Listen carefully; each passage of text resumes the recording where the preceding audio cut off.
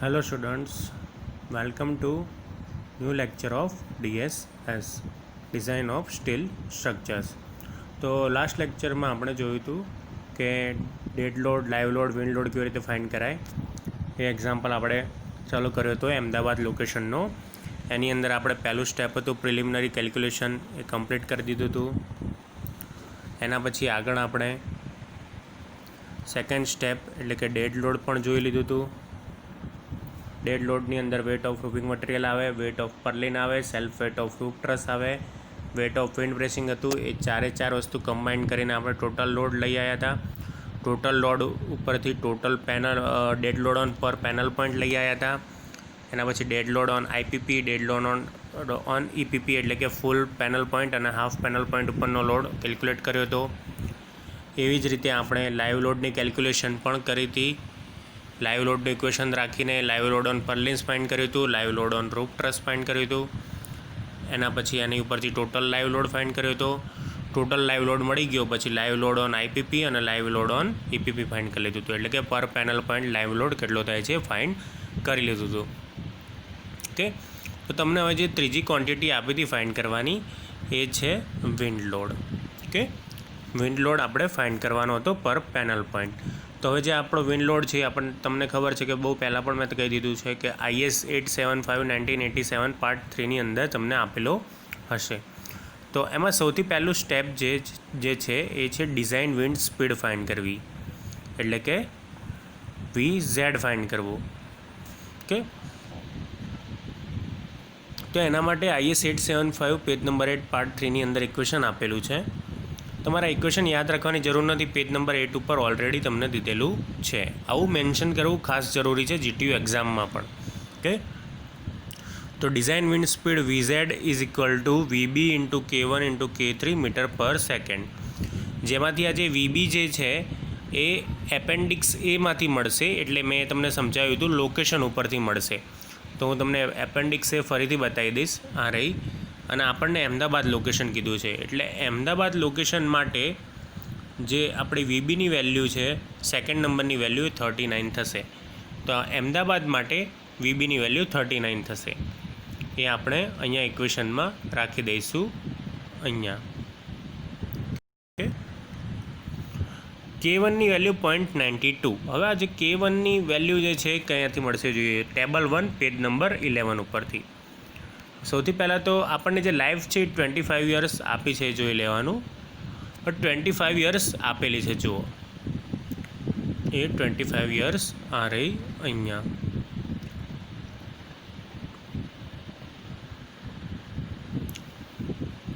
હવે ઉપરની સાઈડ જો વિન્ડ સ્પીડ આપેલી છે અલગ અલગ 33, 39, 44, 47, 50, 55. તો હવે આપણું 39 અહીંયાથી અને 25 એને કોરસ્પોન્ડિંગ વેલ્યુ જે છે એ છે 0.92. એનો મતલબ કે તમારી K1ની વેલ્યુ થઈ 0.92. તો એ જ વસ્તુ હું અહીંયા પુટ કરીશ, K1 ઇઝ ઇક્વલ ટુ 0.92. જો તમને આ વેલ્યુ અહીંયા જોવા મળશે, K1 ઇઝ ઇક્વલ ટુ 0.92. ક્યાંથી વેલ્યુ લીધી છે ખાસ લખી દેવાનું, table 1 page number 11, life 25 years અને VB બરાબર 39, એટલે કે VB બરાબર 39 માટે અને લાઈફ 25 યર્સ માટે K1ની વેલ્યુ જે છે 0.92 મીટર પર સેકન્ડ જેટલી થાય. હવે K2ની વેલ્યુ ટેબલ 2 ઉપરથી મળશે, પેજ નંબર 12 ઉપરથી. ટેબલ 2 પણ મેં તમને અહીંયા બતાવેલું છે. હવે સૌથી પહેલાં આમાં આપણે ટેરેન કેટેગરી અને ક્લાસ જોવો પડશે કે આપણને રકમની અંદર કેટલો આપેલો છે. તો સૌથી પહેલાં જો રકમની અંદર હું તમને બતાવી દઉં ફરીથી એ વસ્તુ. તમને ટેરેન કેટેગરી 3 આપી છે અને ક્લાસ A આપ્યો છે સ્ટ્રક્ચરનો, એટલે કે 3A જોવાનું આની અંદર ટેબલની અંદર. તો જુઓ ટેરેન કેટેગરી 3 પહેલાં હું તમને બતાવી દઈશ કે આ રહી ટેરેન કેટેગરી 3 અને ક્લાસ A. એટલે કે આપણે આ જે કોલમ છે સર્કલ વચ્ચેની એને ધ્યાનમાં લેવાની.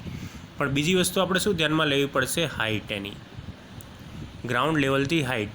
તો ગ્રાઉન્ડ લેવલથી હાઇટ કેટલી હતી એ પણ આપણે ચેક કરી લેવાનું આગળ રકમની અંદર. તો ગ્રાઉન્ડ લેવલથી આપણી હાઇટ હતી 20 મીટર્સ, જે તમને અહીંયા આપેલી છે already. Height of truss above ground level એટલે 20 મીટર્સ. તો 20 metres, terrain category 3 class A. હવે આટલી ડિટેલ લઈને આપણે આ ટેબલ ઉપર જવાનું. તમારી હાઇટ કેટલી છે તો કે 20 અને ટેરેન કેટેગરી 3 ક્લાસ A, એટલે કે આ કોલમની અંદર 20 માટે કોરસ્પોન્ડ વેલ્યુ જોવાની કે જે તમને ત્રીજા નંબરની વેલ્યુ જે છે એ તમારી વેલ્યુ થશે 1.01. ઓકે, 8 નંબરની કોલમમાં આ વેલ્યુ આપેલી છે. ત્રીજા નંબરની 0.91, 0.97 અને પછી ત્રીજા નંબરની 1.01. જો આપણા બિલ્ડિંગની હાઇટ 10 હોત તો આપણે 0.91 લેત, જો 15 હોત તો 0.97 લેત અને 20 છે એટલે 1.01 લેવું પડશે આપણે. તો એ જ વસ્તુ તમને અહીંયા બતાવેલી છે. K2ની વેલ્યુ થશે તમારી 1.01. હવે જો કે જ્યારે upwind slope theta is less than 3 degree આપણને આપેલો છે એટલે K3ની વેલ્યુ ડાયરેક્ટ મૂકી દેવાની 1. આ બધી જ વેલ્યુ ઉપરના ઇક્વેશનમાં હું મૂકીશ VZના. તો આવું થશે VZ is equal two 39 into 0.92 into 1.01 into 1. એટલે આ બધાનું ટોટલ મલ્ટિપ્લિકેશન હું કેલ્ક્યુલેટરમાં કરીશ એટલે મને આન્સર મળશે VZ is equal to 36.23 metre per second. Okay, તો આ તમારી થઈ ડિઝાઇન વિન્ડ સ્પીડ VZ. એના પછી આગળ જઈએ સેકન્ડ સ્ટેપની અંદર વિન્ડ લોડના ડિઝાઇન વિન્ડ પ્રેશર. તો આ જે છે પેજ નંબર 12 ક્લોઝ નંબર 5.4 ઉપર આપેલું છે તમારા કોડની અંદર, એટલે કે IS 875 પાર્ટ 3ની અંદર. PZ is equal two 0.6 VZ square. હવે VZ આપણે આગળ ફાઇન્ડ કર્યો તો 36.23 એનો સ્ક્વેર મલ્ટીપ્લાય બાય 0.6. તો સૌથી પહેલાં આ કેલ્સીમાં ગણતરી કરતાં પહેલાં 36.23નો સ્ક્વેર કરજો અને પછી મલ્ટીપ્લાય બાય 0.6 કરજો. તો આમ કરવાથી આન્સર આવશે તમારો PZ 787.5 ન્યૂટન પર mm સ્ક્વેર. ઓકે, એના પછીનું થર્ડ સ્ટેપ છે તમારું વિન્ડ લોડ એટલે કે F કેલ્ક્યુલેટ કરવો.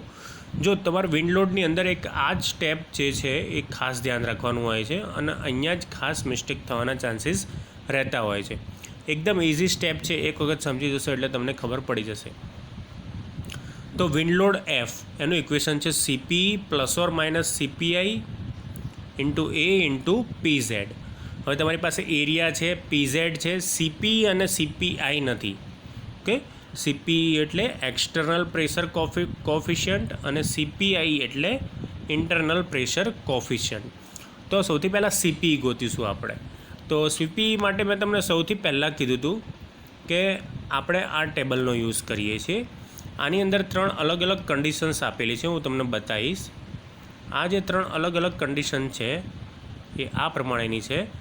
HW less than or equal to 1/2, 1/2 less than H/W less than or equal to 3/2, એટલે કે H/Wની વેલ્યુ 0.5 અને 1.5 વચ્ચે હોય અને HWની વેલ્યુ 1.5 થી 6 વચ્ચે હોય. એવી કન્ડિશન 3 હતી, એટલે કે 3 કેસ હતા આપણી પાસે. તો સૌથી પહેલાં H એટલે કે આપણા માટે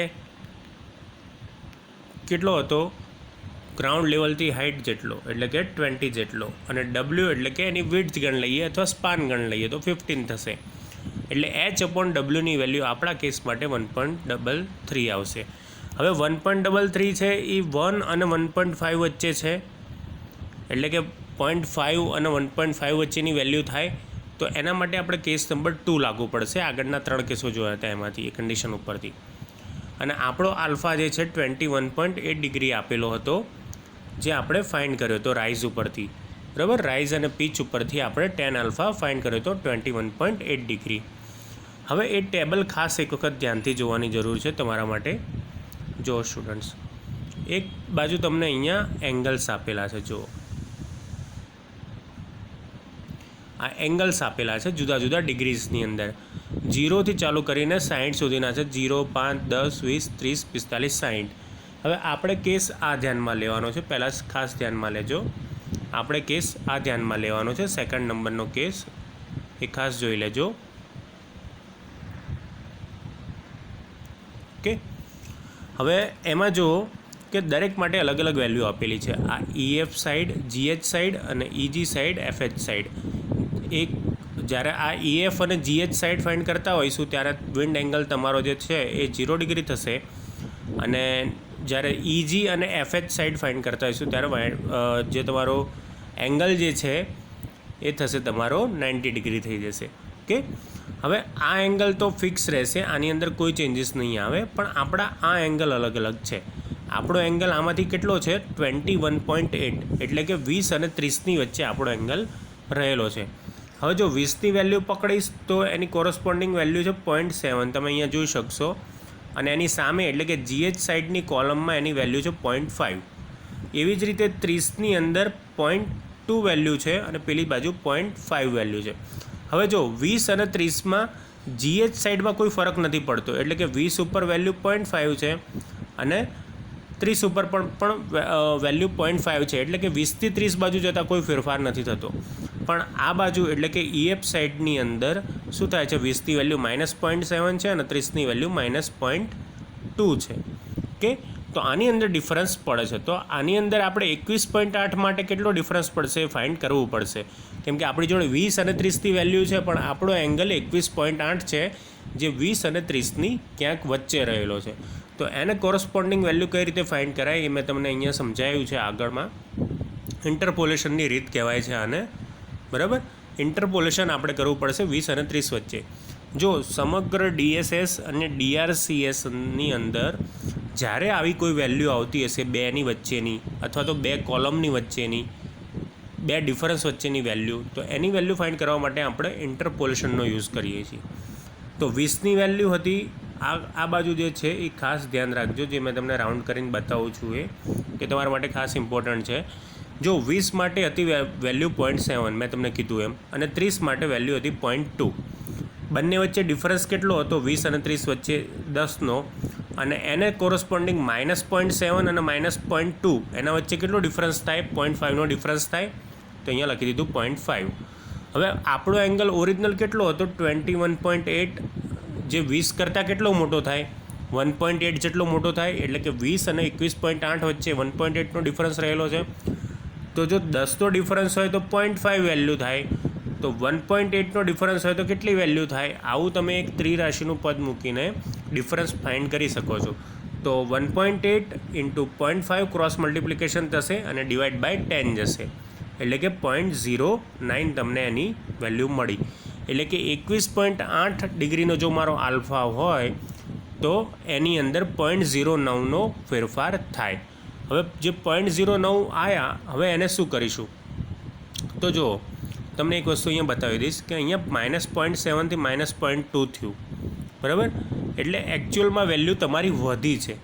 માઇનસની અંદર મોટી સંખ્યામાંથી નાની સંખ્યા બાજુ આવો એટલે તમારી વેલ્યુ વધે, એ તમને ખબર છે. જેમ કે 0, જેમ કે સંખ્યા રેખા ઉપર આવી રીતે 0 હોય તો -1, એવી રીતે -7, એવી રીતે આવે. તો આની અંદર સૌથી મોટી સંખ્યા કઈ થાય? -7 ના થાય, -1 થાય. એટલે કે -7 થી -1 બાજુ આવીએ તો તમારી સંખ્યા વધી છે એવું કહેવાય. તો આપણે અહીંયા પણ એવું થશે કે પહેલાં 0.7 હતું માઇનસ, અને પછી -0.2 થયું, એટલે કે વેલ્યુમાં વધારો થયો. તો આ જે વધારો થયો એ વધારો દર્શાવવા માટે આપણે 20ની વેલ્યુ જે હતી -0.7, એની અંદર જે ડિફરન્સ છે 0.09 એ ઉમેરી દઈશું, એટલે કે -0.61 થઈ જશે. -0.7 + 0.09 એટલે કે તમારી CPEની વેલ્યુ -0.61 થશે. હવે જો GH સાઈડની અંદર શું હતું કે પહેલાં 20માં પણ 0.5 રહેતું હતું માઇનસ, અને આગળ 30ની અંદર પણ -0.5 રહેતું હતું. એટલે કે એમાં 21.8માં કોઈ ડિફરન્સ આવતો નહીં હોય, કેમ કે 20 અને 30 બંને બાઉન્ડ્રી લાઈન હતી, એટલે એની વચ્ચેની કોઈ પણ વેલ્યુ માટે CPની વેલ્યુ 0.5 થાય. ઓકે, તો આ હતું તમારે 0 ડિગ્રી એંગલની વાત હતી, વિન્ડ એંગલ. હવે વિન્ડ એંગલ બીજો હતો 90 ડિગ્રી, એના માટે જોઈ લઈએ. 90 ડિગ્રી માટે હવે જો 90 ડિગ્રી માટે EG સાઈડ, એક સાઈડ જે છે એ ફિક્સ રહેશે -0.8, બીજી સાઈડ માટે જો એવું જ થાય છે કે જેવું આગળના કેસમાં થયું હતું. તમે એ ટેબલમાં જોઈ શકશો, તમારે ચેક કરવું હોય તો તમે તમારી રીતે કરી શકશો. અને આ વસ્તુ તમારા ઉપર છોડું છું, એટલે તમારે હોમવર્ક પણ થઈ શકે અને પ્રેક્ટિસ પણ થઈ શકે. જેમ કે 20ની વેલ્યુ એમાં 0.6 હશે અને 30ની વેલ્યુ -0.8 હશે, એટલે બંને વચ્ચેનો ડિફરન્સ જે છે અહીંયા 10 રહેશે અને આ બાજુ ડિફરન્સ થઈ જશે 0.2. તો 10 ડિગ્રી ડિફરન્સ ઉપર 0.2 વેલ્યુ વધે, તો 1.8 ડિગ્રી ડિફરન્સ ઉપર પણ કેટલી વધે, તો કે 1.8 ઇન્ટુ 0.2 અપોન 10 ડિગ્રી, એટલે કે 0.036 જેટલી વેલ્યુમાં ફેરફાર આવે. હવે જો -0.6થી -0.8 થાય છે 20થી 30 બાજુ જતાં, એટલે કે 20થી 30 બાજુ જઈએ તો સંખ્યાનો ઘટાડો થાય છે.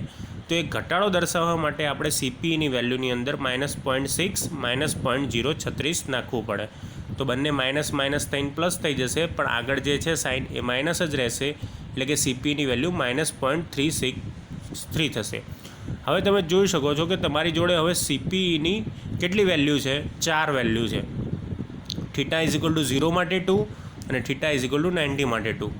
તો જો 0 માટેની બે વેલ્યુ હું તમને બતાવીશ, એક -0.61 -0.5 અને θ=90 ડિગ્રી માટે -0.8 અને -0.3636. આ 4 વેલ્યુ તમારી પાસે CPEની છે.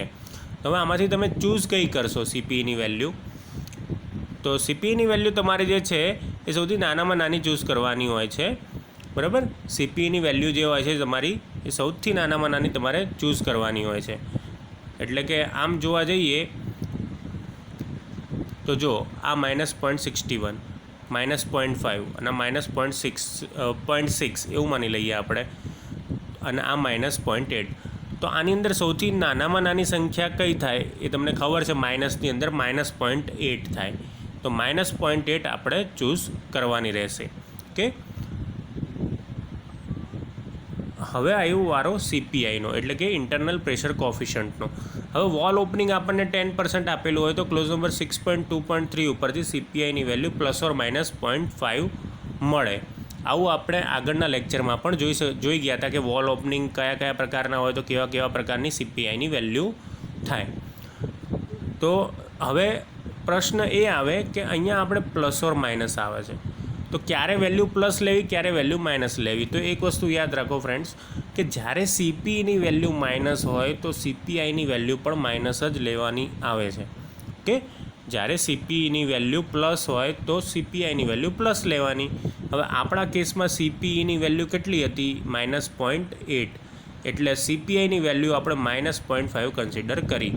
એરિયા એટલે કે આપણો જે સ્લોપ એરિયા હતો એ ફાઇન્ડ કરીને આપણે લખી દીધો 32.31, અને PZ એટલે કે પ્રેશર આપણે જે ફાઇન્ડ કર્યું હતું ડિઝાઇન વિન્ડ પ્રેશર 787.5 એ લખી દીધું. એટલે ટોટલ ફોર્સ આવ્યો એ -330.36 ન્યૂટન આવ્યો, એટલે કે ટોટલ વિન્ડ લોડ આવ્યો. હવે આ માઇનસ સાઇન જે છે એ બીજું કંઈ નથી દેખાડતી, જે અપલિફ્ટ પ્રેશર થાય છે, એટલે કે જે ઉપરની સાઈડ પ્રેશર લાગે છે દેખાય છે. જો અત્યાર સુધીના જેટલા પણ બધા લોડ હતા એ સ્ટ્રક્ચર ઉપર આવી રીતે ડાઉનવર્ડ સાઈડ રાખતા હતા, પણ તમારો વિન્ડ લોડ જ એક એવો છે કે જે અપવર્ડ સાઈડ આવી રીતે લાગશે. ઓકે, એટલા માટે માઇનસ સાઇન બતાવી છે. હવે જે વિન્ડ લોડ જે છે ફોર IPP આપણે ફાઇન્ડ કરીશું, તો 4 પેનલ પોઈન્ટ છે એક સાઈડના, એટલે કે ટોટલ લોડ /4 થશે આપણે આગળ જોયું એમ, એટલે કે ટોટલ એનો પર પેનલ પોઈન્ટ લોડ 8.27 kN થશે. અને વિન્ડ લોડ ફોર EPP એટલે કે એક્સટર્નલ પેનલ પોઈન્ટ ઉપર, એટલે કે જે આવશે અહીંયા IPP એના /2 કરીશું, એટલે કે 4.13 kN જેટલો થઈ જશે. તો હવે આપણને 3 રિઝલ્ટ મળી ગયા. એ તમારો ફાઇનલ રિઝલ્ટ છે. તમારો ડેડ લોડ, લાઈવ લોડ અને wind load per panel point લખી દેવાનો, કેમ કે એને એક્ઝામ્પલની અંદર આપણને per panel point dead load, live load અને વિન્ડ લોડ ગોતવાનો કીધો છે. તો ડેડ લોડ જે છે એ નીચેની સાઇન સાથે, એટલે કે ડાઉનવર્ડ સાઇન સાથે 2.95, લાઈવ લોડ જે છે એ 2.57 ડાઉનવર્ડ સાઇડ, અને વિન્ડ લોડ એ 8.27 kN અપવર્ડ સાઇડ રહેશે. ઓકે, તો આ 3 લોડિંગ કન્ડિશન્સ આપણે ફાઇન્ડ કરવાની હતી પર પેનલ પોઈન્ટ આ એક્ઝામ્પલની અંદર જે તમે ફાઇન્ડ કરી. ઓકે, એક રિવાઇઝ આપણે લઈ લઈશું એક્ઝામ્પલનું. તો એક્ઝામ્પલનું પહેલું step preliminary calculation, angle of roof truss find કરો, લેન્થ ઓફ PR ફાઇન્ડ કરો, હાફ પ્લાન એરિયા ફાઇન્ડ કરો, હાફ સ્લોપ એરિયા ફાઇન્ડ કરો. હંમેશા યાદ રાખો કે પ્લાન એરિયાની અંદર જે છે એ span/2 લેવાનું, અને સ્લોપવાળો એરિયા એટલે કે હાફ સ્લોપ એરિયાની અંદર સ્લોપવાળો મેમ્બર લેવાનો, એટલે કે પ્રિન્સિપલ રાફ્ટર લેવાનો. બંનેમાં spacing of roof truss common રહેશે.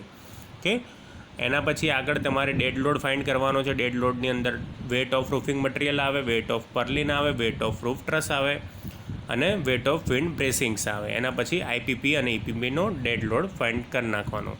અને પછી સ્ટેપ 3 લાઈવ લોડની અંદર લાઈવ લોડ ઓન પર્લિન્સ આવે, પર્લિન્સ ઉપરથી રૂફ ટ્રસ ઉપર ટ્રાન્સફર થાય લોડ એ ગણી લેવાનું. ટોટલ લાઈવ લોડ ગણો, live load on IPP, live load on EPP ગણો. એના પછી વિન્ડ લોડનું સ્ટેપ્સ આવશે, તો વિન્ડ લોડના સ્ટેપ્સની અંદર આપણે પાર્ટ 3નો યુઝ કરીશું, IAT 875. જો ખાસ આ નોટેશન્સ લખવા બહુ જ જરૂરી છે, બહુ જ ઇમ્પોર્ટન્ટ છે, આના ઉપર જ માર્ક મળે છે તમને. ડિઝાઇન વિન્ડ સ્પીડ એમાં ફાઇન્ડ કરો. ડિઝાઇન વિન્ડ સ્પીડ ફાઇન્ડ કર્યા પછી એકદમ ઇઝી થઈ જાય છે. એક્ઝામ્પલ તમે PZ ફાઇન્ડ કરો, વિન્ડ લોડ F ફાઇન્ડ કરો. CPEની અંદર ખાસ ધ્યાન રાખજો ફ્રેન્ડ્સ, CPEની અંદર જ પ્રોબ્લેમ થાય છે અને ખાસ કરીને આ ઇન્ટરપોલેશનની પ્રેક્ટિસ કરતા રહેજો. કોઈપણ ટેબલની અંદર તમે ઇન્ટરપોલેશન કરી શકો જો તમારે એક્ઝેક્ટ વેલ્યુ જોતી હોય તો. ઓકે, તો CPEની વેલ્યુ આવી, એના ઉપરથી CPEની વેલ્યુ મળી ગઈ, એના ઉપરથી F મળી ગયો એટલે તમારો ટોટલ ફોર્સ મળી ગયો. ટોટલ ફોર્સને આપણે આઈપીપી અને ઈપીપીમાં કન્વર્ટ કરી નાખ્યો એટલે તમને ફાઇનલ રિઝલ્ટ મળી ગયો. એટલે કે તમને ડેડ લોડ, લાઈવ લોડ અને wind load per panel point મળી ગયો. ખાસ એક બીજી વસ્તુ ધ્યાનમાં રાખજો, ડેડ લોડ અને લાઈવ લોડ જે છે એ ડાઉનવર્ડ સાઈડ હશે, એટલે કે ઉપરથી લાગતા લોડ હશે, જ્યારે વિન્ડ લોડ એ કે ઉપર જતો લોડ હશે, બરાબર, એટલે કે અપવર્ડ સાઈડ લાગતો હશે. ઓકે સ્ટુડન્ટ્સ, તો આ તો તમારો આખો એક એક્ઝામ્પલ કે જે 7 માર્ક્સની અંદર પૂછાવાનો શ્યોર ચાન્સ છે. એટલે કે એ પ્યોરલી આ એક્ઝામ્પલ આવી રીતે જ પૂછાય છે. આની અંદર કોઈ સિસ્ટમમાં ચેન્જીસ રહેતા નથી. અમુક જે વસ્તુ એઝ્યુમ કરવાની હોય તમારે જાતે એઝ્યુમ કરવાની હોય છે. Okay students, thank you for watching.